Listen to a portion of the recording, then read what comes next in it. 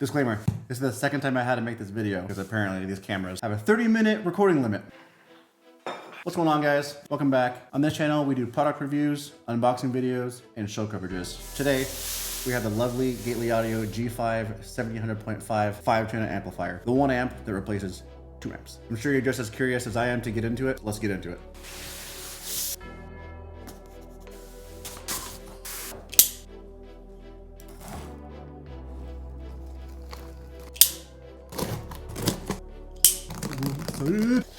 Oof. Look at that. Gately Shield box of goodies. Apparently the world's longest bass knob Ethernet cable. Product manual.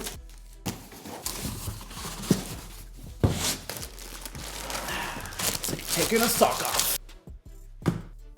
One thing to note about this amplifier is that everything is rated at 12.8 volts. So on the monoblock side of things, at 1 ohm, you have 1300 watts of power. On the 4-channel side of things, at 4 ohms, you have 125 watts per channel. At 2 ohms, you have 220 watts per channel. If you were to keep this puppy in like the 14.5 to 15 volt range, you'd get a lot more power out of this thing. The operational voltage of this G5-1700.5 is 9 volts to 15.5 volts. It also has a built-in protection circuitry system. This amplifier will go into protect if it gets too hot. This amplifier will also go into protect if it drops below 9 volts or if it goes above 15.5 volts. And God forbid, if you were to have a speaker short, this amp would also go into protect.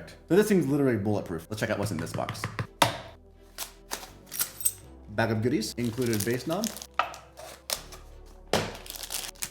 This bass knob's really sweet. On the front here, you get a voltage readout. You can also click this button to change it to a temperature readout. You have a protect light, you have a clip light. Let's see how the knob actually turns. Oh, this knob turns really nice. Super buttery, super mint. I hate those knobs where you have it in your lap and you're able just to flick your thumb and the knob rotates and the bass increases. Not with this guy. This guy has a super buttery, smooth turn. On the bottom of the bass knob, we have the Gately Shield. On the back of the bass knob, we have the Ethernet plug for the world's longest Ethernet cable. You know, if you think about it, you can leave this amplifier in Korea, plug this end into it, take this end, run it underneath the ocean, maybe underneath your carpet, up through your center console panels, and right into your hand to connect to the bass knob.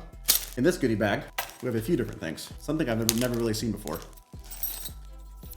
We have 2 Allen keys, an included flathead screwdriver for the gains. Now, before I show you the side of the amplifier, I want to make a quick point, but something that you haven't seen before is a logo that can be mounted in 3 different positions. You can mount it on the right side of the amplifier, you can mount it on the left side of the amplifier, and you can leave it mounted in the center how it comes. You can also rotate the logo. If you're mounting your amplifier in a vehicle and you have your power inputs coming in from one side, you don't want to rewire everything to make everything match. You can just simply unscrew the logo, rotate it 180 degrees, and remount. That way, whoever's looking at your ride, taking a picture of a ride, taking a video of your ride, or whoever you're giving a demo to, will be able to look at your setup, and the amplifier will always be upright. And let me take you to the side of the amplifier.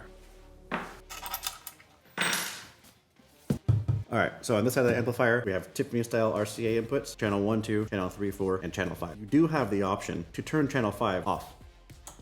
That way this can just be ran as a regular 4-channel. But let's be honest, you're not gonna purchase this thing and not use the monoblock side. So let's go ahead and turn that back on. Channel 1 and 2, we have our gain, our high pass filter, low pass filter. Channel 3 and 4 replicate channel 1 and 2. On channel 5, we have the gain, we have a subsonic filter, and we have a low pass filter. We have plenty of venting, plenty of heatsink, and over here we have the plug-in for the world's longest Ethernet cable. This Gately Audio G5-1700.5 has plenty of heatsink, ensuring that you're gonna be able to keep your amplifier cool at all costs. On this side of the amplifier is our 1-aught input for our ground, our 1-aught input for our power. Here's the remote input, we have a power light, we have a protect light. Now on this side, we have a channel 1, channel 2, we have a channel 3, channel 4, and our channel 5. Channel 1, 2, 3, 4 are for the 4-channel side of things. Channel 5 is for the monoblock side of things. One thing that I also want to touch on this amplifier is something really, really cool that I just noticed. On the back plate here, it doesn't seem like anything out of the ordinary. You have your holes for venting, you have a fan. But what's really interesting is this back plate is actually recessed underneath the mounting feet and the heat sink. This would be about 1/4 of an inch. This is really, really advantageous if you run into a predicament where you're mounting this on a solid surface, because air will be able to flow underneath the amplifier, helping this thing stay cooler.